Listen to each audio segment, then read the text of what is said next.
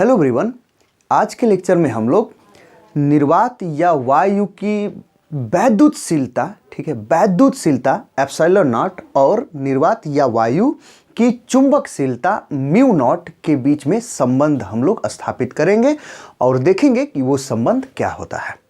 समझ में आ गया? ठीक है, तो क्या हम लोग को जानना है, ठीक है, वायु अथवा निर्वात, ठीक है, की वैद्युतशीलता, ठीक है, वैद्युतशीलता मतलब कि एप्सिलॉन नॉट, ठीक है, तथा वायु अथवा निर्वात, ठीक है, वायु अथवा निर्वात की, ठीक है, चुंबकशीलता म्यू नॉट में संबंध हम लोग स्थापित करेंगे। देखिए, इसके पहले एक ये कौन सा लेसन चल रहा है, किस लेसन का टॉपिक ये मैं आपको पढ़ा रहा हूं, विद्युत धारा का चुंबकीय प्रभाव। ठीक है, तो विद्युत धारा का ये जो चुंबकीय प्रभाव का जो ये टॉपिक है, मेन टॉपिक जो ये पूरे लेसन भर आएगा, ठीक है, बायो सेवर्ट का नियम, ठीक है, इसको आप लोग जान चुके हैं। ठीक है, अच्छा, बायो सेवर्ट नियम के बाद आप लोग ये जो चुंबकशीलता जो होती है, निर्वात या वायु की चुंबकशीलता म्यू नॉट, इसका मात्रक, इसका मानून, ये सब चीजें आप जान गए हैं। ठीक है, अब आपको ये जो एप्सिलॉन नॉट और म्यू नॉट है, इन दोनों के बीच में संबंध जानना है। ठीक है, तो इसके लिए इन दोनों को थोड़ा सा मैं आपको बता दूं। जैसे कि आप लोग स्थिर वैद्युतिकी में आप लोग पढ़े होंगे, जैसे कि मान लीजिए कि यहाँ पर एक कोई आवेश है, यहाँ पर एक कोई आवेश है, चलिए इसको माइनस ले लेता हूँ। ये आवेश का जो मान है ये Q1 है, ठीक है, ये आवेश का मान कितना है, Q2 है। ये दोनों आवेश एक दूसरे से, ठीक है, स्मॉल r दूरी पर रखे हुए हैं, तो इन दोनों आवेशों के बीच एक स्थिर वैद्युत बल लगता है। ठीक है, एक वैद्युत बल लगता है। खैर, ये प्लस और ये माइनस है, तो इन दोनों के बीच आकर्षण वाला बल लगेगा। ठीक है, ये स्थिर वैद्युत बल, ठीक है, ये वाला इसको बल से खींचेगा और ये वाला इसको इस बल से क्या करेगा, खींचेगा, तो इन दोनों के बीच में आकर्षण बल लगेगा। ठीक है, ये स्थिर वैद्युत बल है, दो आवेशों के बीच लगने वाला जो बल होता है, स्थिर वैद्युत बल। ठीक है, ये जो बल है, ठीक है, इस बल को कूलॉम जी हम लोग को बताए हुए हैं। वो इस बल का सूत्र क्या होता है, ठीक है, ये F बराबर 1/4 पाई एप्सिलॉन नॉट, ठीक है, Q1 Q2 अपान ये R², ये सूत्र होता है ना, समझ गए। जहां पर 1/4 पाई एप्सिलॉन नॉट ये जो है, ठीक है, इसका मान कितना होता है, 9 × 10 पर ये 9, और मात्रक अभी देखा जाएगा। ठीक है, खैर मात्रक भी अभी मैं आपको बताऊंगा। जहां पर ये जो एप्सिलॉन नॉट है, ये एप्सिलॉन नॉट क्या होता है, निर्वात या वायु का, ठीक है, विद्युतशीलता है। विद्युतशीलता का मतलब कोई माध्यम जो है उसमें विद्युत वाला गुण कितना रख रहा है।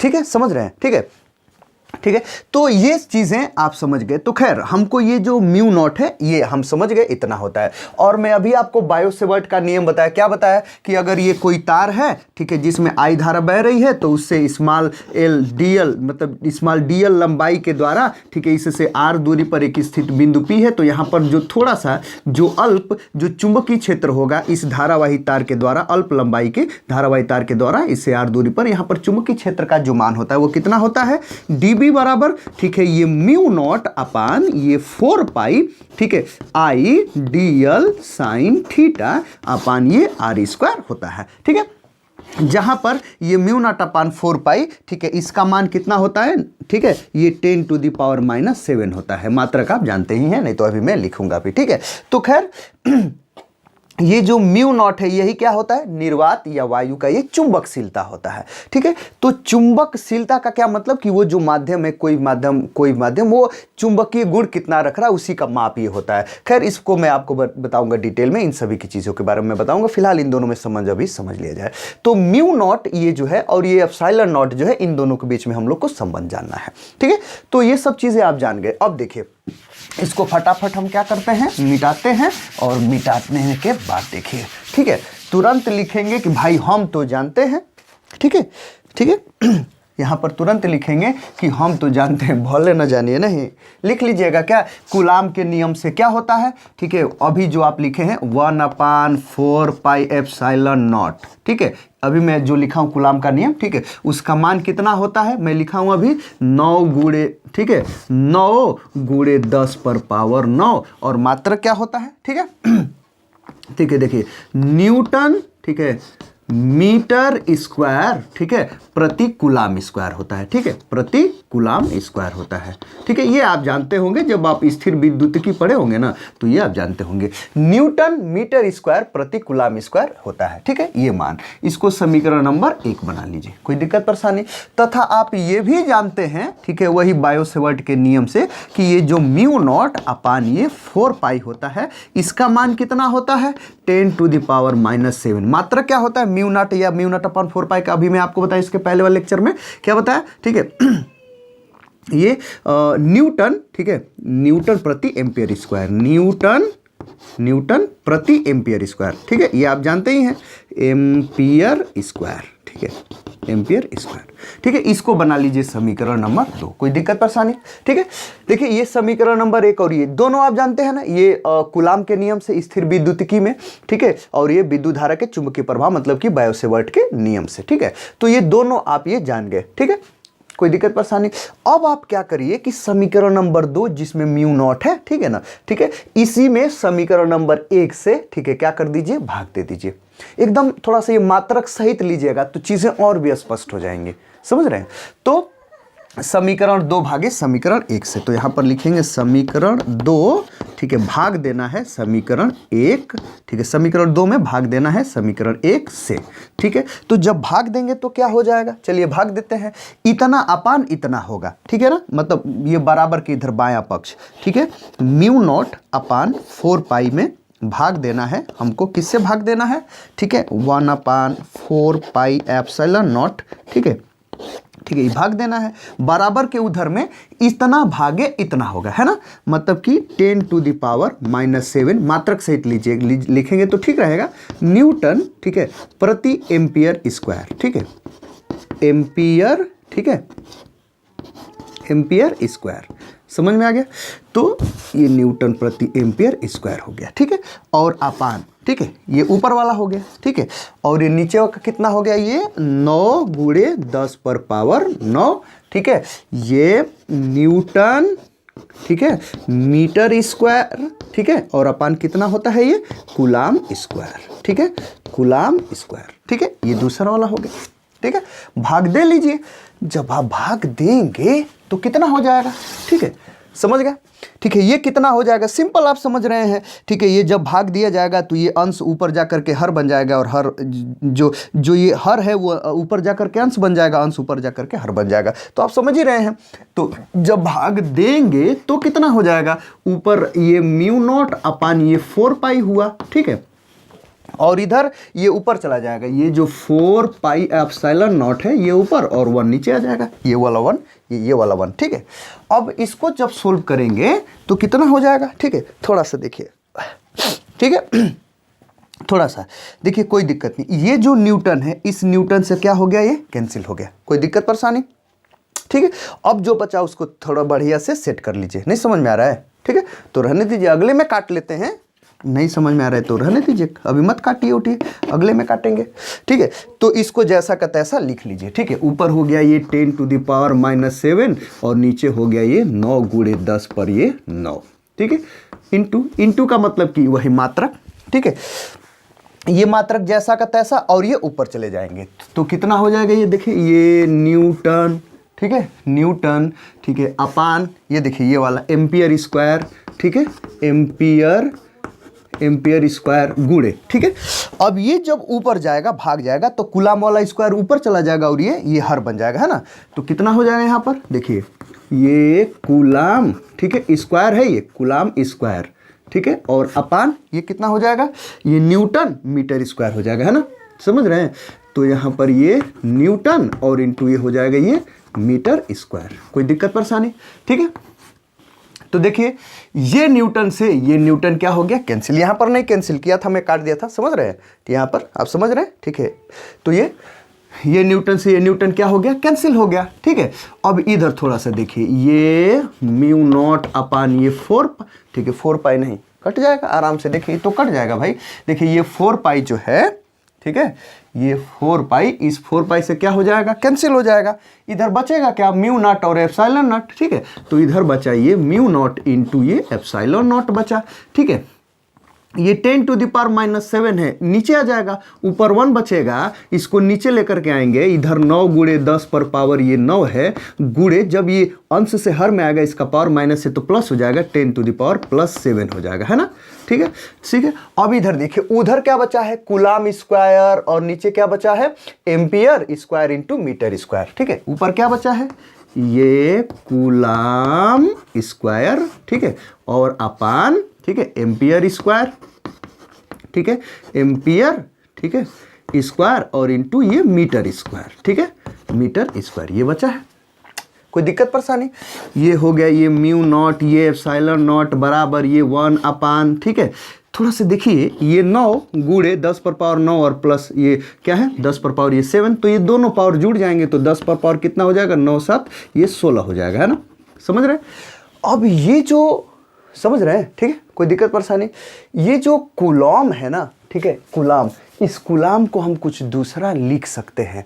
क्या लिख सकते हैं, चलिए अभी हम देखेंगे, ठीक है, लेकिन उससे पहले, ठीक है, नहीं समझ में आ रहा है, ठीक है, अब देखिए, चलिए उसको लिख लेते हैं तो सही रहेगा, ज़्यादा ही समझ में आ जाएगा, एकदम कोई दिक्कत परेशानी नहीं है। हाँ या रहने दीजिए, नहीं लिखते हैं, ठीक है, पहले इसको वैसे ही रहने देते हैं, ये कूलाम, ठीक है, स्क्वायर अपान, ठीक है, ये एम्पियर, ठीक है, एम्पियर का स्क्वायर इंटू ये मीटर का स्क्वायर, ठीक है।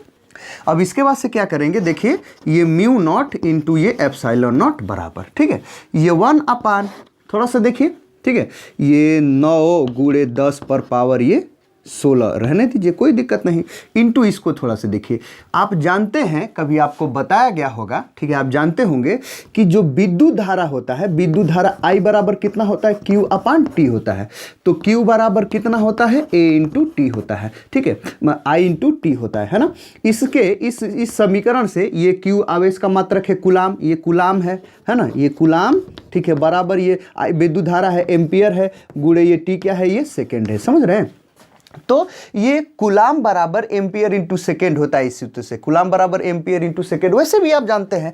तो इस कूलाम के जगह पर जो है हम क्या लिख सकते हैं, एम्पियर इंटू ये सेकेंड, क्या लिख सकते हैं, एम्पियर इंटू सेकेंड लिख सकते हैं। और ये चूंकि स्क्वायर है तो स्क्वायर कर लेते हैं, इसका भी स्क्वायर और ये इसका भी स्क्वायर, ठीक है। और नीचे कितना है, ये इस कूलाम के जगह पर हम लिखे हुए हैं, और नीचे कितना है, ठीक है, ये एम्पियर का स्क्वायर इंटू ये मीटर का क्या हो गया, ये स्क्वायर हो गया, एम्पियर स्क्वायर से एम्पियर स्क्वायर क्या हो गया, कट गया। अब ये सेकेंड स्क्वायर, ये सेकेंड स्क्वायर है, माइनस नहीं है, ठीक है, सेकेंड का स्क्वायर जब ये आएगा इधर तो ये मीटर का प्रति हो जाएगा, समझ रहे हैं। तो ये हो गया, ये mu not into epsilon not बराबर ये हो गया 1 अपान, ठीक है। अब इसको थोड़ा दूसरे तरीके से लिख लीजिए, ठीक है, इसको स्क्वायर के रूप में लिख लीजिए, 3 गुणे, ठीक है, 3 गुणे 10 का पावर, 3 गुणे 10 का पावर ये 8, और उसका स्क्वायर नहीं लिख सकते ऐसे, थोड़ा सा देखिएगा, नहीं लिख लेंगे, ठीक है। देखिए तो ये स्क्वायर करेंगे तो ये 9 हो जाएगा, स्क्वायर करेंगे तो 8 दूनी ये 16 हो जाएगा पावर, ठीक है। और इसको थोड़ा सा देखिए, ठीक है, वो 1 अपान सेकेंड को नीचे लेकर के चले तो इधर बचा हुआ है ना ये मीटर, ठीक है, ये मीटर स्क्वायर है, अपान ये आ जाएगा, नहीं ये सेकेंड स्क्वायर हो जाएगा, नहीं समझ रहे। अब इसको, ये सब स्क्वायर है ना, अब इस स्क्वायर को अगर थोड़ा बढ़िया से लिखिएगा तो म्यू नॉट एप्सिलॉन नॉट बराबर कितना हो जाएगा, 1 अपान, ठीक है। देखिए ये 3 गुणे 10 पर पावर ये 8, ठीक है, और यही इसी के साथ ये नीचे ही ना है ये, ठीक है, ये मीटर, ठीक है, प्रति ये सेकेंड, ठीक है। और सबका क्या लिख सकते हैं आप, स्क्वायर लिख सकते हैं, या सबका नहीं तो ऐसे ही लिख लीजिए, ठीक है, 1 अपान करके, ठीक है, ये 1 अपान करके ये ऐसा, ठीक है, ये यहाँ पर हर में, ठीक है, लिख सकते हैं कि नहीं, mu not into epsilon not बराबर 1 अपान 3 गुणे 10 पर पावर 8 मीटर प्रति सेकेंड, इसका स्क्वायर, ठीक है, ये पूरा का स्क्वायर है, सबका स्क्वायर है ये, ठीक है, ये स्क्वायर, ये इसका भी सबका स्क्वायर है। तो ये बताइए ये क्या है, देख रहे हैं, ये पूरा 3 गुणे 10 पर पावर 8 मीटर प्रति सेकेंड, है ना, 3 गुणे 10 पर पावर 8 मीटर प्रति सेकेंड, और ये स्क्वायर है, सबका एकदम स्क्वायर।